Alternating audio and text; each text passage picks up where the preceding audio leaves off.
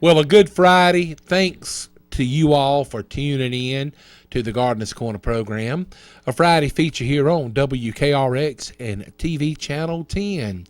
My name is Rob Hall. We hope that you had a nice Thanksgiving day yesterday, and I'm sure a lot of people are out and about looking for those Christmas bargains.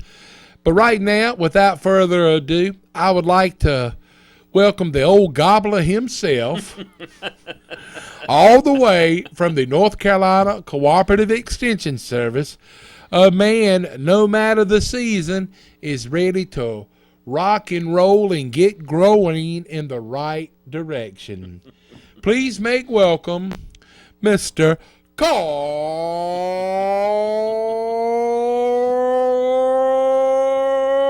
Cantalupi.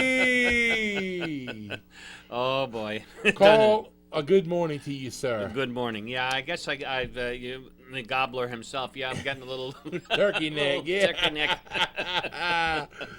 Well, anyway, we do appreciate you all tuning in, and we're very thankful to our listeners and our viewers of the Gardener's Corner program. You know, Thanksgiving is the time of the year to be thankful, but we are thankful each and every day. We sure are. That's right. And again, we hope that you all had a happy Thanksgiving yesterday. And wow, man, Christmas will be here before you know it. That's right. The Gardener's Corner program is brought to you today by T.G. Brooks Company, a landmark in downtown Timberlake, been in business since 1936. And we're also brought to you by Our Pride Foods, makers of Our Pride premium pimento cheese spread and dip. And just want to let you know, with you're going to be having family and holiday gatherings over the next few weeks up until Christmas time, or even on into the new year. Make sure that you've got plenty of Our Pride premium pimento cheese spread and dip made locally right here in Roxborough at Our Pride Foods. And whether it's an hors d'oeuvre or a snack or maybe a grilled pimento cheese sandwich, it's good. That's Our Pride Foods, makers of Our Pride premium pimento cheese spread and dip. Anyway, this is a pre-recorded edition of the Gardener's Corner program. Carl had extended holiday plans, and he is actually off from the Cooperative Extension Service today. But anyway, we've got some very useful information that we will pass along to you. And we'll touch on maybe choosing the proper Christmas tree. Maybe it's a lot of you out Christmas tree shopping today, or we'll be doing that over this weekend and certainly over the next few weeks or so. Carl has got some wonderful tips to help you know if the tree that you are choosing, that is, if you're putting up a fresh cut Christmas tree, he's got some tips for you on that. And maybe we'll touch on some care for poinsettias. But as I said, a lot of useful information we're going to pass along. Mm-hmm. And Carl, I think you've got some kind of different things that we're going to lead into on the show this morning, correct? Yeah, I thought I'd talk about some things, being that this, let's see. Yeah, this is our taped show. Being that it's a taped program, we can talk about some uncommon fruits that we generally don't talk about, fruits that don't grow here, some of the tropical fruits, and give folks some information on that. And just a brief update first. Let's see. I'm trying to think. This show will be airing past November the 25th. So just let people know the soil samples are now being charged $4 per sample, and I was down to the labs before the 21st, and there was already a 3 to 4 week turnover time in anticipation of the deadline. So right now, probably wait a while until the majority of samples have filtered through, and then the turnaround time will gradually get less and less. And those of you that are maybe not aware of what Carl is speaking about. Uh, as of November the 25th, the North Carolina Department of Agriculture has imposed a $4 per sample testing fee for your soil analysis testing, and that fee is in effect until the end of March. The free period for the free soil analysis testing is from April 1st up until right before Thanksgiving. And it seems that when you impose a charge on something, people certainly take advantage of the time that they can get it done free. Yep. And the reason for this, I remember a couple of years ago, Carl would update us from time to time on the turnaround time for receiving the soil analysis results. And Carl, I remember a time or two it was maybe 8 weeks or so. Yeah, that's right.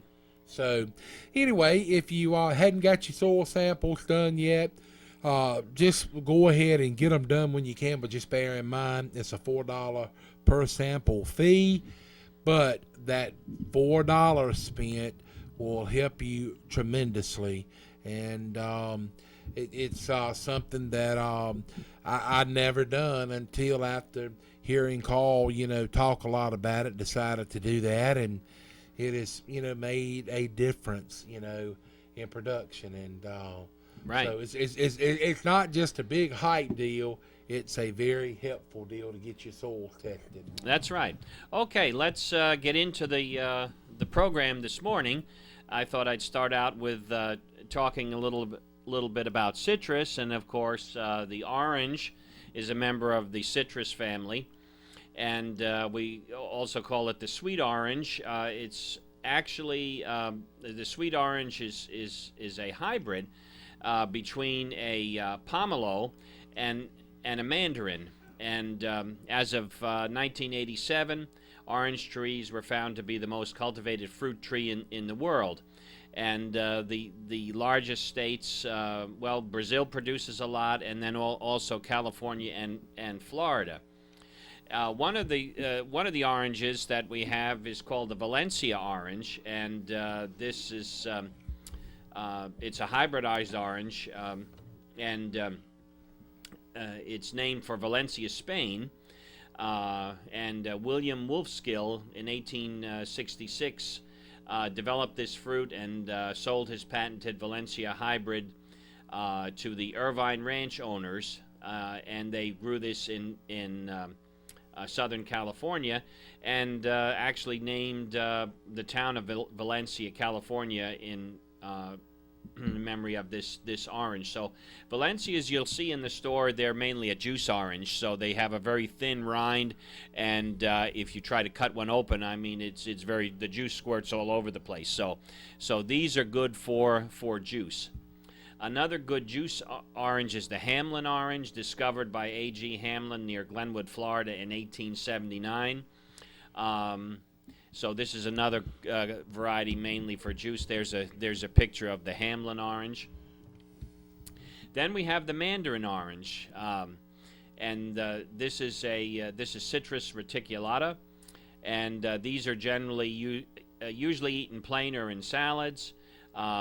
They can be marketed as tangerines, but this is not really a botanical classification. This is the mandarin and not the tangerine. Well, Carl, when you just said mandarin orange, if I have ever eaten a fresh mandarin orange, I'm not aware of it. I know you can buy the canned of mandarin oranges, but now you say that some people refer to the mandarin orange sometimes as a tangerine. Right, but that's incorrect, because this is the mandarin, and a tangerine is a different orange, which I'll get to. This is what the mandarin looks like, and here's one. This is what the tangerine looks like. Right. So there's a definite difference. Now, the tangerine is closely related to the mandarin orange, but tangerines are smaller than common oranges, usually easier to peel and split into segments. The taste is considered less sour, as well as sweeter and stronger than of an orange. So, and I'm sure if you peeled a tangerine, you notice that it does peel very easily. Well, Carl, while you're talking about the different types of oranges and tangerines and things like that, I love fruit, oranges and tangerines and things like that. But it brings a thought to mind. I know you have taught us that in your vegetable garden where you have tomatoes planted, that once a tomato reaches the mature green That's stage, right. you can go ahead and pick the tomato and it will ripen up. Right, due to the ethylene being released in the tomato. Now, if you go somewhere and you purchase some oranges and they may not look, that ripe, is an orange something that will ripen up after it is picked? No, the orange will be as good as the day it was picked. But that's a good question, Rob. The citrus, as they grow, as they mature on the tree, they'll actually go through a process called regreening, and the rind will actually be orange, but then it'll revert back to. Sometimes it'll refer back to a green color. Wow. And so, but that's not this. The fruit is still ripe, is what I'm trying to say. But sometimes citrus do that for some reason. But no, the fruit is just the citrus is going to be as the best as it's going to be after it's picked, just like most other fruits. Now another fruit is darling, yeah, my darling, you remember the my cartoon character? Darling Clementine. You remember the cartoon character that used to sing that? I do not. Remember Huckleberry Hound? Okay. That's what he always used to sing that. Really? Oh, my darling. Yeah. The Clementine is a hybrid between a mandarin and orange and a sweet orange, and it was so named in 1902. I couldn't find out why they named it that, but it could go back to Stephen Foster's song, "Oh My Darling Clementine." You were lost and gone forever, oh my darling Clementine. This is an audition for for our singing career here. Well, a lot of people realize now why I talk on the radio instead of singing on the radio.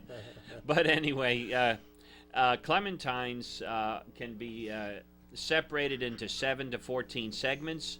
They're easy to peel like a tangerine, but these are almost always seedless when grown commercially. And for this reason, a lot of times they're known as seedless tangerines, and they're typically juicy and sweet. And most sources say that the clementine came to exist because of accidental hybridization, with the fruits first discovered by Father Clement. Okay, that's why, Father Clement Rodier, after whom the fruit was named in French and then English. So it's named after the pastor. And here's a picture of a clementine. It shows a whole fruit, one that's peeled, halved, and sectioned. So you can see that it can be peeled very easily here. I've had the clementines, and they are good. They sure are. Yeah. Now, here's the temple orange, otherwise known as the Tangor. It's a hybrid of the mandarin, orange, tangerine, and the sweet orange. So the name Tangor is a formation from the tang of tangerine and the or of orange, also called the temple orange. Thick rind, easy to peel, bright orange pulp, is sour, sweet, and full flavored. So that's what it looks like. The Tangelo is a hybrid of a mandarin orange and the pomelo, or otherwise known as grapefruit. Sometimes referred to as honey bells, Tangelos are the size of an adult fist, have a tangerine taste and are juicy at the expense of flesh. They generally have loose skin and easier to peel than oranges. And the most readily distinguished characteristic of the Tangelo is the characteristic nipple at the stem, as you can see here in the picture. So the Tangelo is always easy to spot. What else? Juiciness. California, Arizona Tangelos have a slightly pebble texture, good interior and exterior color, very few seeds. W.T. Swingle of the United States Department of Agriculture is credited with creating the hybrid in 1911. When the Orlando Tangelo was first cultivated, it was known by the name of Lake Tangelo. The trees of this variety grow to a large size and are easily recognized by their cup-shaped leaves. They're also recognized as one of the more cold-tolerant varieties, and northern Florida grows significantly fewer Tangelos, but they are much sweeter due to the climate. So there's the picture of the Tangelo again, and I think the probably the most amazing or interesting characteristic of oranges is the navel orange, and I think I've mentioned this before. The navel orange occurred as a single mutation in 1820 in an orchard of the sweet oranges planted at a monastery in Brazil. And it originated as what we call a bud sport. A bud sport is a limb of a tree that produces fruits that might be different in color or other characteristics than the rest of the tree, and then buds off of this branch are then budded onto a rootstock, and that's how we get a bud sport. The navel orange was also known as the Washington, Riverside, or Bahia navel. The mutation causes navel oranges to develop a second orange at the base of the original fruit, opposite the stem. The second orange develops as a co-joined twin in a set of smaller segments embedded within the peel of the larger orange. From the outside, the smaller undeveloped twin leaves a formation at the bottom of the fruit that looks similar to the human navel. So if you look at a navel orange in cross-section, you can see the fruit on the right is actually the small co-joined twin. And then if you look at on the outside, that's what makes that indentation. And the navel oranges tend to be a little bit large. Is that correct, Carl? Yeah, they usually are, but although I have seen smaller ones too. You have, okay. It depends on where they're grown. The navels are grown in Florida as well as California. And my personal preference, I like the taste of the Florida navels better. Really? Yeah. I just had someone to give me a few navel oranges that someone brought them back from Florida, and several of them were very good, and a couple of them, were kind of dry to where the other ones were sweet and juicy. There was a few in the bunch that was a little bit dry, but it happens that way sometimes with oranges. Carl, while you were talking about the different varieties of oranges, I got to thinking about something that I have tried from the Food Distribution Center in Butner. Okay. Have you ever been over there to Yes, that building? the USDA food. Yeah. Now, how did you wind up Well, over there? I actually used to deliver over there. Oh, you did? Okay. When I worked with Pepsi Cola, and I got to know a lot of the people there, and they was really nice people, and they are a part of the Department of Agriculture, and they store a lot of foods that is shipped out to the different schools and food banks and things like that. And I tried something there one time, and I can't remember. I'm gonna attempt to say what it was. Was it a kumquat or something like that? Kumquat, okay, yeah. And it seemed to me, and I might be wrong, but it seemed like to me you would put it in your hand and you would roll it a little bit before opening it up and eating it. Is that any relationship to the citrus family? Yeah. I forget what the genus and the species are, but it's another tropical fruit, right? But it was, very small. It Yes. was not Small and kind of oblong shape. I would say larger than a large grape. but certainly a lot smaller than a tangerine. That's you know, right. So, That's right. but I thought about that while you was talking. But anyway, but yes, that's a really interesting fact, Carl, that you said that sometimes when an orange gets ripe on a tree, that if it is not harvested at that time, right. it will kind of start turning back green again. Green again, yeah, and Wow. there's nothing wrong with that. It doesn't alter the flesh inside. Wow, that is interesting. But anyway, continuing on. All right, we can go on to grapefruit, Citrus paradisi. The grapefruit was brought to Florida by Count Odette Felipe in 1823 in what is now known as Safety Harbor. Further crosses have produced the Tangelo in 1905, the Mineola Tangelo in 1931, and the Oro Blanco in 1984. The grapefruit was known as the Shattuck until the 19th century. Its current name alludes to the clusters of fruit on the tree, which often appear similar to grapes. And here's a shot of the grapefruit hanging in clusters. So that's why it was named by just the way it fruits. Let's see, what else can we say about it here? An early pioneer in the American citrus industry was Kimball Chase Atwood, a wealthy entrepreneur who founded the Atwood Grapefruit Company in the late 19th century. The Atwood Grove became the largest grapefruit grove in the world, with a yearly output of 80,000 boxes of fruit. And it was there that the pink grapefruit was first discovered in 1906.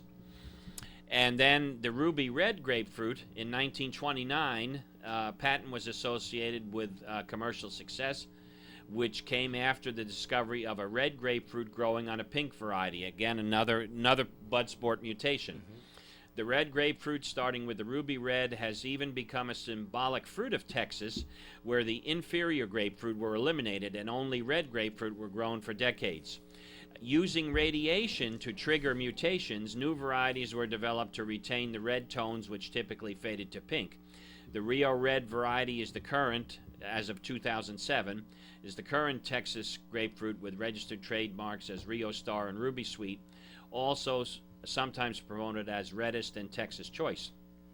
The Rio Red is a mutation-bred variety which was developed by treatment of bud sticks with thermal neutrons. Its improved attributes of mutant variety are the fruit and juice color, deeper red, and wide adaptation. So here's what the ruby red, and I tell you, this one here is delicious. I mean, you almost don't need to add sugar.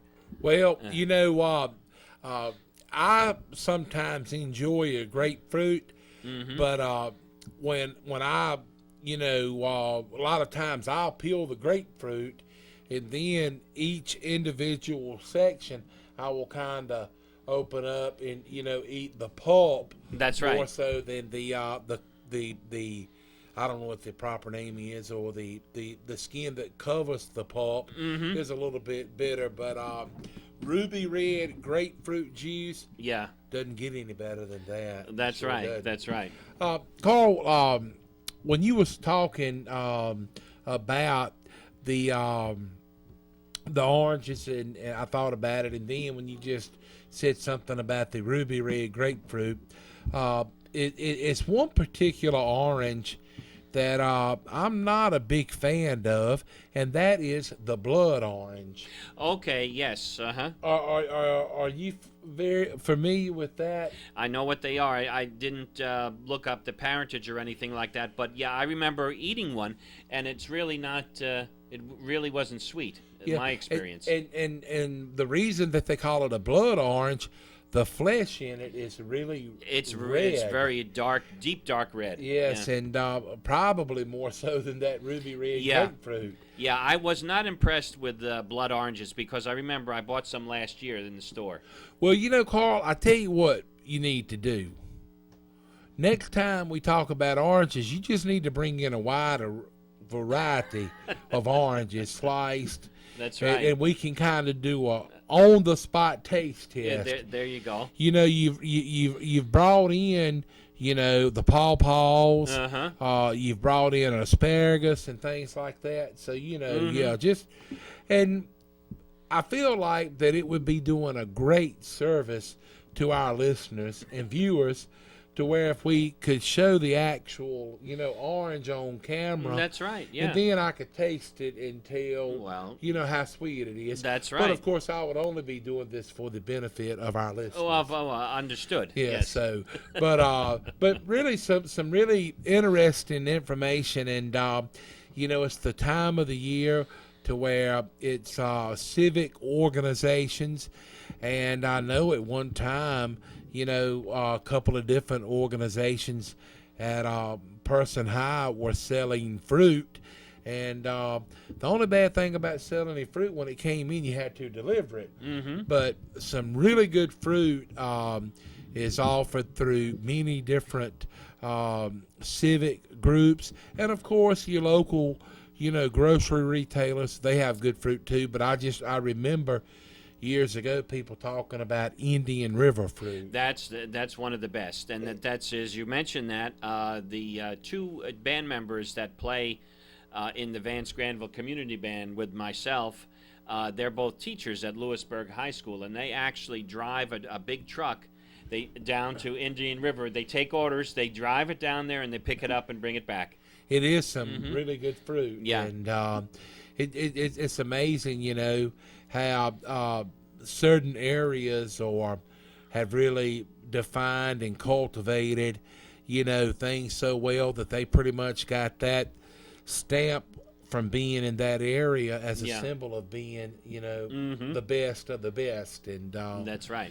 now, Carl, another citrus that a lot of times when I have iced tea at one of the many local eating establishments, I always enjoy a little slice of lemon in with my iced tea. And that leads into the next one here. Do you like lemon Yes. with your tea? Yeah. Mm-hmm. After you have finished your tea, do you bite the lemon? No, you usually don't. No, I guess it's too sour for me. But as far as the lemon is Citrus limon. First cultivation of lemons in Europe began in Genoa, in Italy, in the middle of the 15th century. The lemon was later introduced to the Americas in 1493 when Christopher Columbus bought lemon seeds to Hispaniola on his voyages. Spanish conquest throughout the New World helped spread lemon seeds, was mainly used as an ornamental plant and for medicine. And in the 19th century, lemons were increasingly planted in Florida and California. In 1747, James Linn's experiment on seafarers suffering from scurvy, which is a lack of vitamin C, it involved the addition of lemon juice into their diets, though vitamin C was not yet known or not yet discovered. But citrus is excellent for having high amounts of vitamin C. And when we look at the lemon, here's a picture of a lemon tree with flowers and fruit. That's something I forgot to mention before. Citrus has the ability to have both fruits and flowers on the tree at the same time. Not, our deciduous fruit does not do that. But with citrus, you have a large crop, at one time, and then you have kind of a few stragglers at the end. Carl, you must have ESP because I was just getting ready to ask. So the biggest majority of them are ready at the same time. But and then you may have some stragglers come behind. Okay. Exactly. All right, that was going to be my question. Yep. And the Meyer lemon is a very common variety, named after agricultural explorer Frank Nicholas Meyer, an employee of the USDA, who collected a sample of the plant on a trip to China. And became popular in China, grown as an ornamental tree. And it's actually gained a lot of popularity in this country, according to my research. Chefs such as Alice Waters and Chez Panisse during the California cuisine revolution at the end of the 1990s. Also, popularity climbed further when Martha Stewart began featuring them in her recipes. And so I actually have a Meyer lemon tree at home that was bought by just a tree, a dormant tree, and was mail ordered, and then we put it in a pot in the house, put it outside in the summer, and now it's back inside again because, of course, cannot tolerate frost, and now it's getting lemons on the tree. Will you be able to eat those lemons? Oh, sure, absolutely. Really? Mm-hmm. Carl, for some reason, whenever you talk about things, I kind of relate it. But, a lot of times during the summer and fall, at a lot of different festivals, they have fresh squeezed lemonade. Oh, yeah, that's hard to beat. And that's really good. And if I'm not mistaken, it's one of the uptown Roxborough drugstores where you can go by and have a fresh squeezed lemonade or orangeade. That's right. That's right. Carl, anytime when you talk about lemon, I always think of lime. Mm-hmm. Have you got any information on limes? I didn't bring information on limes, but of course, I will look that up and maybe bring that back another time. Well, I got to thinking about this. I remember hearing back, I don't know, maybe as much as 5, 6, maybe 7 months ago, about where the price of limes had gotten really expensive. Okay. And I know that a lot of Mexican restaurants, use lime, for, different Drinks. things and Mm-hmm. drinks and things like that. And it seems to me that one reason that the lime was so expensive was that a lot of the lime tree orchards in Mexico is controlled by the drug cartel. Oh. But I'd heard someone say that a box of limes had gotten up to where they were maybe like $100 per box. But that was sometimes back, and I just wonder if the price of that has came down. And I don't there's know. a lot of lemon lime soft drinks, Mm-hmm. Available on the market and things like that. Right. But we need to get a word on for our sponsors. In just a minute, we'll take a trip over to T.G. Brooks Company, a local landmark in Timberlake. They've been in business since 1936. And, it's a real nice experience to make a trip out to T.G. Brooks Company. Whether you're wanting hand-cut ribeyes, if you need plumbing supplies, they also have the Taylor wood furnace parts.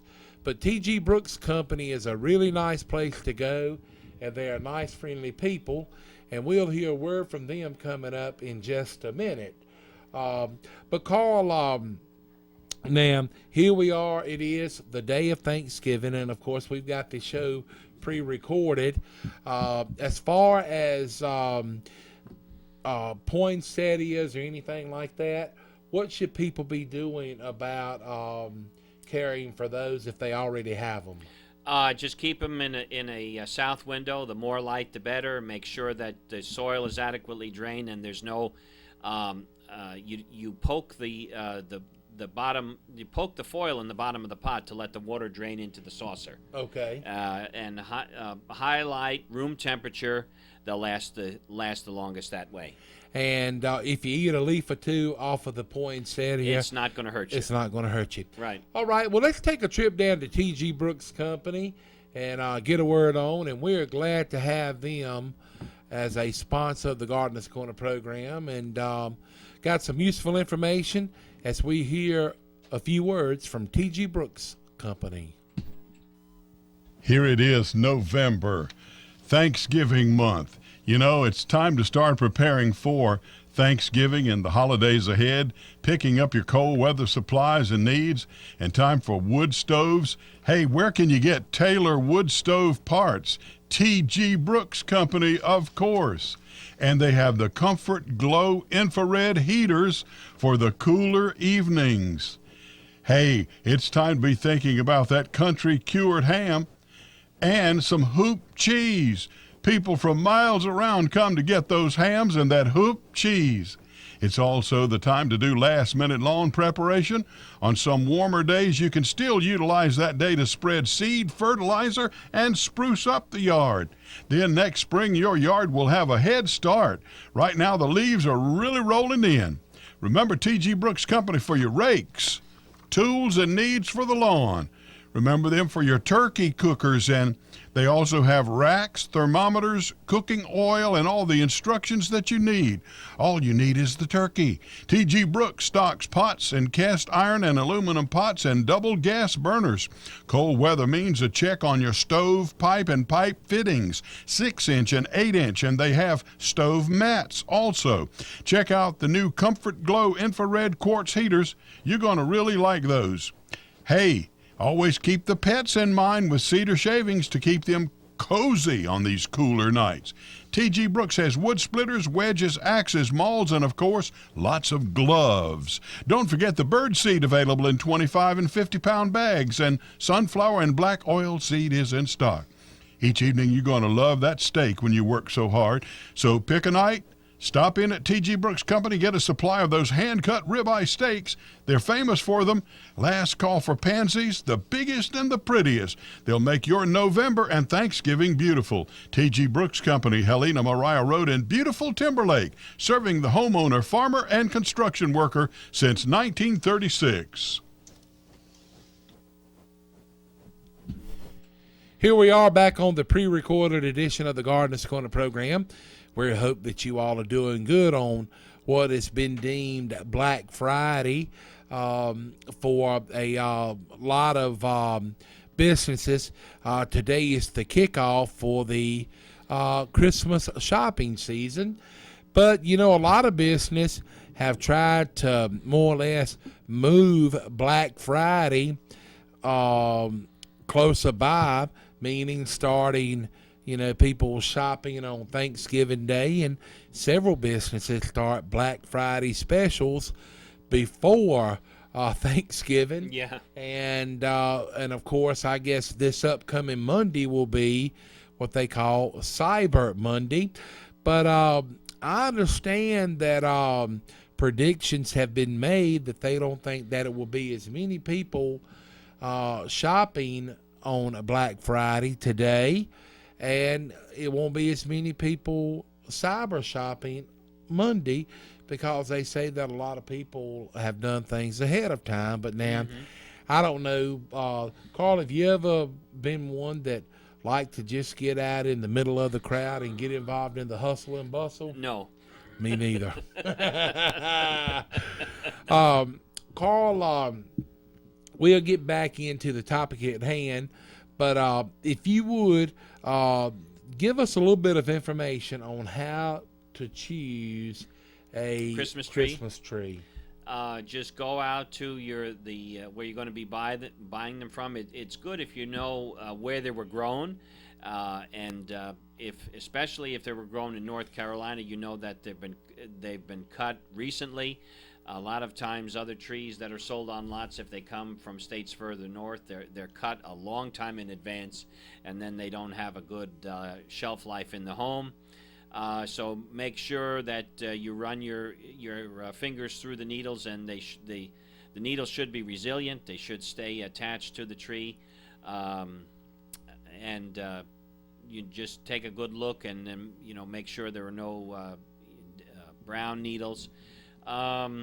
And make sure that the tree is of the species that you want. The Fraser fir is grown in the western part of the state and shipped to the Piedmont area, and a lot of people prefer that tree. Of course, it grows best in the mountains because of the climate, and does not grow as well here. So select your tree. And as soon as you get it home, you want to make a fresh cut at the stump, so that water will be able to absorb through the tree very quickly. Put it in the stand, and then always observe the water level in the tree stand, and never let that go below the butt of the tree. Otherwise, you get air start being drawn up in the tree's vascular system, and then it won't it won't effectively take up water very well from then on in. And when you first, start watering your Christmas tree, it may drink more water the first few days. Right. After you do a fresh cut and put it in your stand. So just keep a close check on your water. As Carl mentioned, don't let it give out. And a lot of people, talk about adding different things to the water to increase the life of the tree. But you know what? When it's said and done, It doesn't make any difference. water is what it likes, and water is what it thrives on. Yeah. So just make sure that you've got plenty of water at all times in your Christmas tree stand. And I can't say it enough, don't let it give out. Right. Right.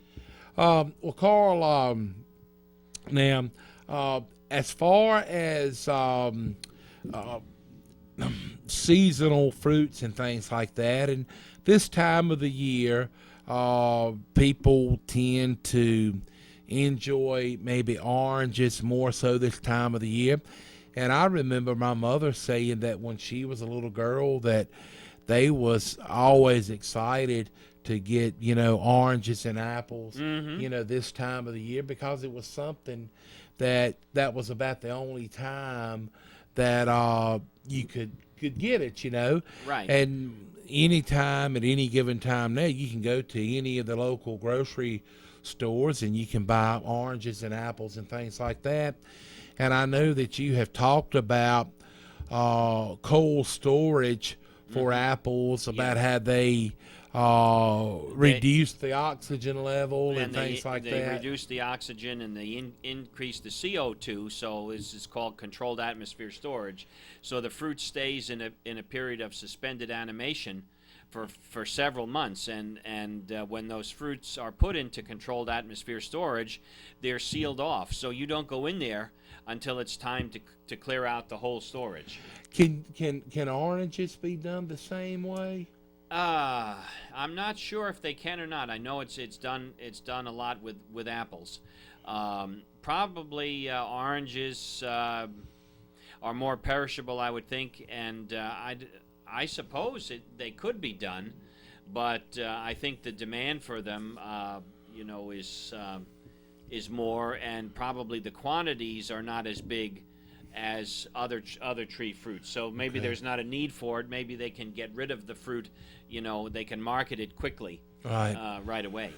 Well, now, Carl, maybe you can answer this question. A lot of times when you go to the grocery stores and you look at the bananas that are on the shelf, a lot of times the bananas are green. Well, you bring them home, and in just a few days, the bananas are ripe. From the time that the bananas are harvested and shipped to the different retailers, do you know about any special treatment that the banana gets to keep it from ripening any faster? Probably temperatures. Cool temperatures will delay the ripening. Okay. Yeah. And then as they also I think they also put them in what we call ripening rooms, and that's just like they do with tomatoes, where they have synthetic ethylene generators that put out a fog in the ripening room to stimulate the ripening of the bananas. Okay. It's really interesting the way that these producers and distributors try to ensure the freshness of the vegetables and things that you get.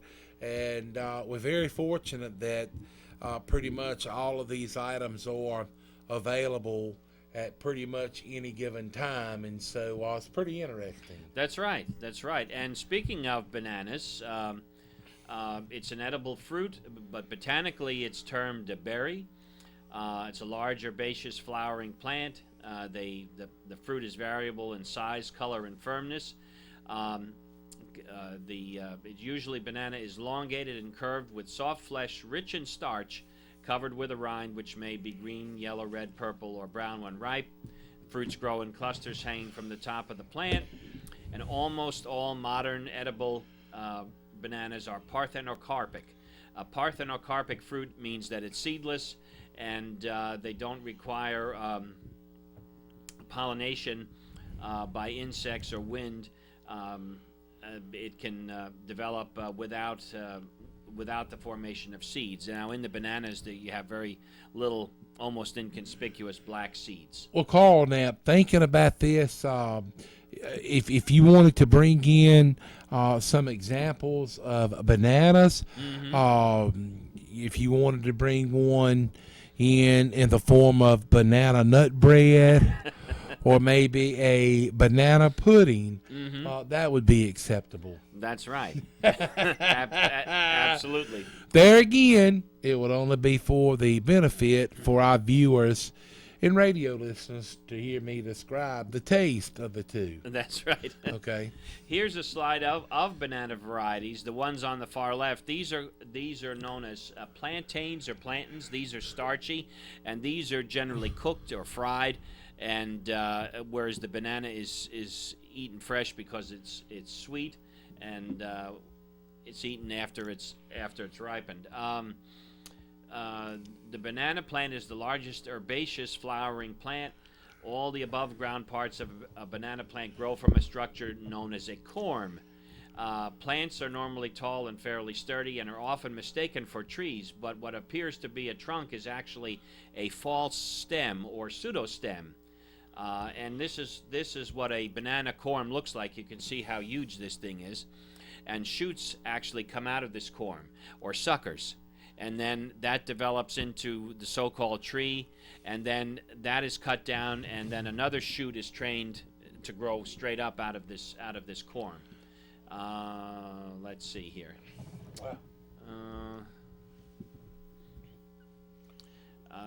And this was, I found this to be interesting. Bananas are naturally slightly radioactive, more so than most other fruits because of their potassium content and the small amounts of the isotope potassium-40 found in naturally occurring